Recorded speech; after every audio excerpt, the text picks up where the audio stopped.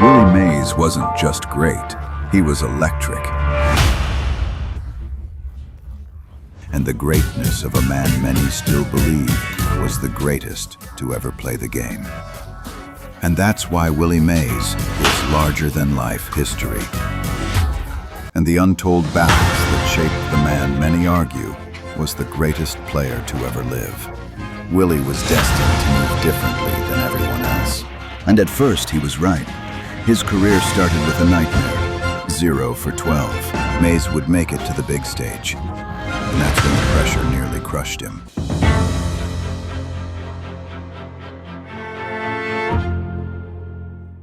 Willie Mays wasn't just great, he was electric. A five-tool superstar who could hit, run, throw, and field better than almost anyone alive. Fans called him the Say Hey Kid, and his highlight reel looked like something out of a comic book. 24 All-Star appearances, 2 MVPs, and 12 Gold Gloves. He should have been celebrated as the perfect baseball hero. But here's the twist most people never hear.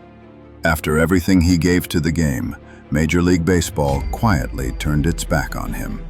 For years, Willie Mays, one of the most beloved players in history, was effectively banned from the sport he built his life around. This story isn't just about stats. It's about secrets, contradictions, and the untold battles that shaped the man many argue was the greatest player to ever live.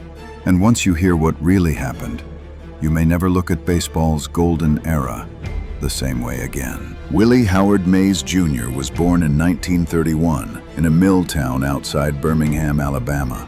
On paper, he looked like an ordinary kid from the segregated South, but his family tree hinted at something extraordinary. His father, Willie Sr., nicknamed Cat, was a semi-pro ball player with quick hands. His mother, Annie Satterwhite, was a sprinter with blinding speed. From the very beginning, Willie was destined to move differently than everyone else. Friends called him Buck, and while most kids his age were just trying to survive the Depression, Willie was already building the skill set that would turn him into a legend. He learned to throw rocks with pinpoint accuracy, to sprint across fields like his mother, and to watch the game with the discipline his father drilled into him. By 16, he wasn't just playing baseball, he was playing professional baseball, suiting up for the Birmingham Black Barons of the Negro American League. Imagine this, still in high school, books in one hand, a glove in the other, and playing against grown men on the weekends. His father insisted he stay in school so Willie could only play home games. Even with that restriction, scouts couldn't stop whispering about the kid who looked unstoppable. But here's where things get complicated. Breaking into Major League Baseball in the years just after Jackie Robinson wasn't simple. Segregation still shaped every decision, and black players were often pulled into backroom deals and secret negotiations. For Willie Mays, his journey to the majors wouldn't be straightforward. It would involve deception, hidden transactions, and money that mysteriously never made it into his hands. And that's where the story takes its first dark turn. By the late 1940s, Jackie Robinson had broken through baseball's color barrier, but signing black talent was still a murky business. Distrust lingered between the Negro Leagues and the majors, and scouts often operated in secrecy. Willie Mays was Birmingham's prized jewel, but getting him into a big league uniform wouldn't be simple or clean. Reports suggest the Giants didn't go after Mays directly at first. Instead, they pretended to be scouting his teammate, Alonzo Perry, a powerful first baseman. Perry was the decoy, a convenient smokescreen to hide their true prize, a teenager with once-in-a-generation talent. Behind the scenes, figures like Piper Davis, Mays' Negro League manager, and Alex Pompez, a promoter with deep ties in both leagues, orchestrated the path that would get Mays to the majors. The final deal looked straightforward on paper. Mays signed a minor league contract with a $4,000 bonus. Giants owner Horace Stoneham paid the Birmingham Black Barons $10,000 to secure his rights. But when the dust settled, Willie Mays admitted something that stung for the rest of his life. He never saw a dime of that $4,000 bonus. Not 1 cent. It was a cruel lesson for a teenager stepping into the white-dominated world of Major League Baseball. A reminder that even the most talented player in the world could be taken advantage of before he ever played an inning. But soon, Mays would make it to the big stage, and that's when the pressure nearly crushed him. In 1951, Willie Mays tore through the minors with the Minneapolis Millers, batting an eye-popping .477. The Giants had no choice but to call him up to the big leagues. But here's the twist. Mays himself didn't think he was ready. He told Giants manager Leo DeRocher that Major League pitching might be too much for him. And at first, he was right. His career started with a nightmare, 0 for 12. When he finally broke the slump, it was with a thunderous home run off Hall of Famer Warren Spahn. But then the hits dried up again. 1 hit in his first 26 at-bats. The pressure on the 20-year-old was unbearable. In the clubhouse, Mays broke down in tears, convinced he was about to be sent back to the minors. That's when DeRocher stepped in with a promise that would change baseball history. "As long as I'm the manager of the Giants, you are my center fielder." Those words steadied Mays. Even in his slump, he dazzled on defense, flashing the instincts and range that would define his career. And then the bat woke up. By the end of the season, he was hitting .274 with 20 home runs, good enough to win National League Rookie of the Year. But just as the legend of Willie Mays began to rise, fate interrupted. Uncle Sam came calling, and the U.S. Army would pull him away from the game in his prime. Just as the baseball world was starting to grasp how special Willie Mays was, his career hit an unexpected pause. In 1952, he was drafted into the U.S. Army during the Korean War. He played only 34 games that season before reporting for duty, and he missed the entire 1953 campaign. Instead of chasing records, Mays spent those years at Fort Eustis in Virginia, playing military baseball. He never saw combat. But the cost was still steep. Later, he estimated that the lost time robbed him of 70 to 80 home runs, numbers that would have pushed his career totals into unreachable territory. When he returned in 1954, the anticipation was electric. Fans wondered if 2 years away would dull his edge. The answer came quickly. It didn't. That season, Mays hit .345, blasted 41 home runs, and took home the MVP award. He led the Giants all the way to the World Series against the heavily favored Cleveland Indians. And then came the moment that etched him into baseball eternity. Game 1, deep center field at the Polo grounds. Vic Wertz launched a towering drive that looked destined to clear the bases. But Mays sprinted into the cavernous outfield, over 400 feet from home plate, and made an over-the-shoulder grab so smooth it looked effortless. The catch, as it became known, wasn't just about the grab. It was about the rocket throw Mays fired back to the infield, freezing runners who would have scored easily. It was the kind of play that turned a ball game into a legend. But while Mays shined in New York, another twist was coming. One that would uproot his life and expose him to a different kind of struggle. In New York, Willie Mays was more than a ball player. He was a cultural icon. Fans in Harlem adored him, and he embraced them right back, famously joining neighborhood kids for stickball games in the streets between homestands. The city loved his flair, his smile, and the way he played the game like it was pure joy. But in 1958, everything changed. The Giants moved to San Francisco, and the transition was anything but smooth. On the field, Mays remained the superstar, but off the field, the reception was colder. San Francisco already had its hometown hero in Joe DiMaggio, and many fans were reluctant to embrace a new face, especially a black one. The hostility soon turned personal. When Mays tried to buy a home in the exclusive Sherwood Forest neighborhood, his offer was rejected after neighbors protested against a black family moving in. The mayor intervened and helped push the sale through. The celebration didn't last. Days after moving in, a brick came crashing through his window, a violent reminder that fame didn't shield him from racism. And if that wasn't enough, Mays began to face criticism from another side. Civil rights leaders, Some argued he wasn't doing enough off the field, that his silence on political issues made him a do-nothing star. For Mays, who believed his best contribution was being the best player in the game, the attacks were painful.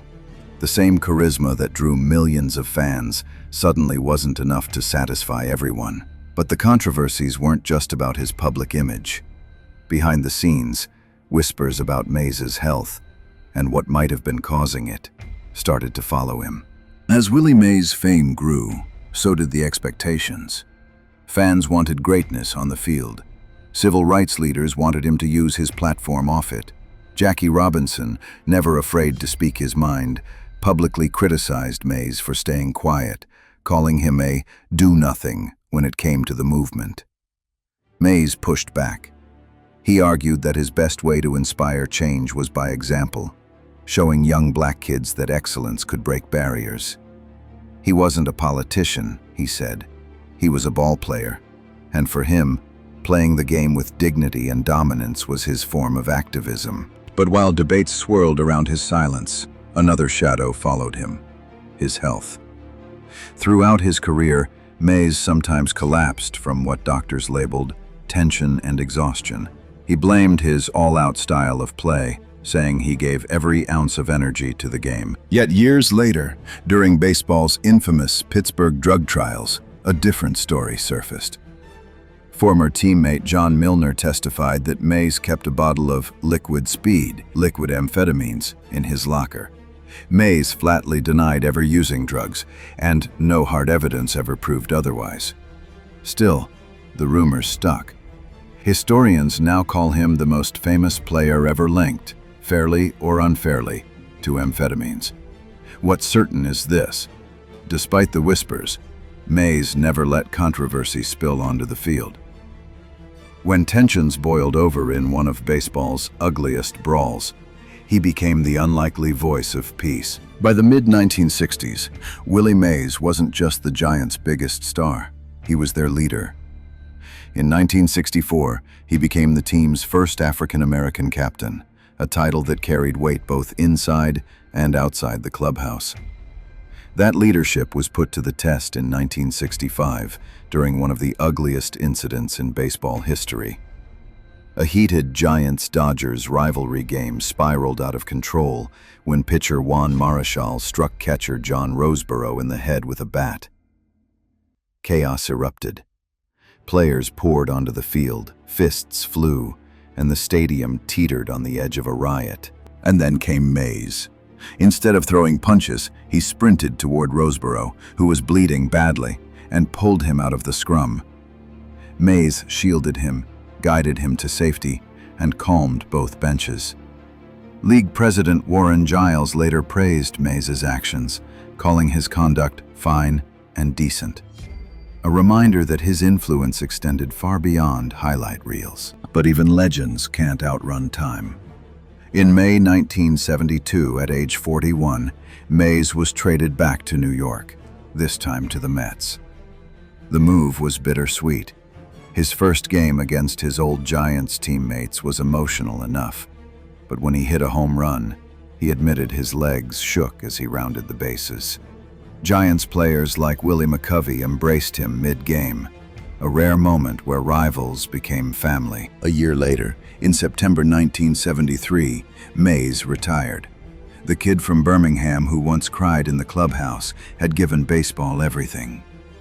But retirement wouldn't shield him from controversy. In fact, his most shocking battle with Major League Baseball came after his playing days were over. By 1979, Willie Mays had already cemented his legacy. First ballot Hall of Famer, 660 home runs, over 3,000 hits. A player who changed the very definition of what a superstar could be. But even his Hall of Fame induction carried a sting. 23 writers refused to vote for him, a decision that baffled fans and players alike. And then came the real shock. Later that same year, Mays accepted a job as a greeter and ambassador for Bally's Casino in Atlantic City. The role was harmless, shaking hands, smiling for pictures, playing golf. Mays wasn't allowed to gamble, and he wasn't promoting betting. Still, Commissioner Bowie Kuhn saw only one thing: a connection between baseball and casinos. The punishment was swift and brutal. Kuhn forced Mays to cut ties with the Mets, barred him from working with any major league club, and effectively banned him from the sport he had defined for a generation. Mickey Mantle, who took a similar casino role, was hit with the same punishment. For 6 long years, the Say Hey Kid, the man who lit up ballparks for decades, was an outcast from the very game he helped build. It wasn't until 1985, when new commissioner Peter Ueberroth stepped in, that the ban was lifted. Ueberroth reinstated both Mantle and Mays, calling them more a part of baseball than perhaps anyone else. From that point on, Mays was welcomed back as a living monument to the sport. In 1993, he was given a lifetime role as a special assistant with the Giants, an acknowledgement that his place in the game was permanent. But numbers and titles only tell part of the story. What really makes Mays unforgettable is the way he carried himself.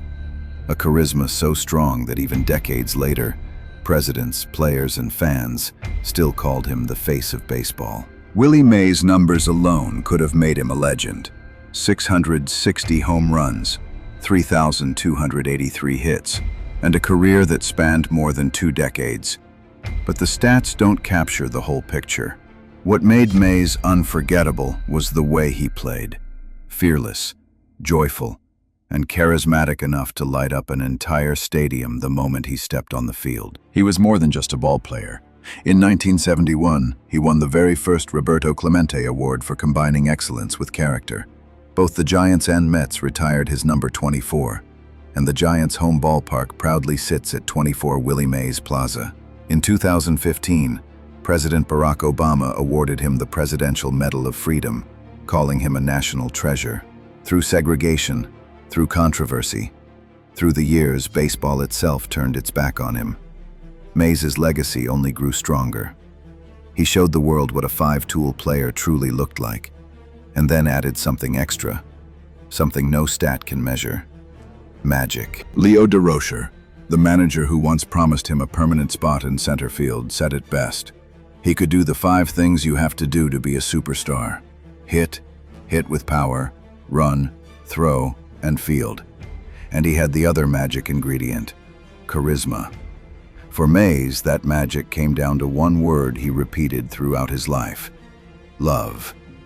Love for the game, love for the fans, and love for the countless sacrifices it took to stay on top. The Say Hey Kid wasn't perfect. He battled criticism, whispers, and even banishment. But in the end, he stood taller than them all. To this day, his name carries the same spark, a reminder of the joy, the contradictions, and the greatness of a man many still believe was the greatest to ever play the game. And that's why Willie Mays is larger-than-life history.